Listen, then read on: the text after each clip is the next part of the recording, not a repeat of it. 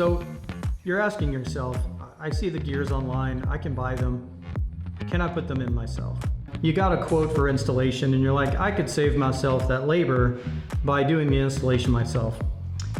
For most people, that's probably not the best course of action just because of the specialty tools and the detailed knowledge it takes to set one of these up properly for a long and successful gear install.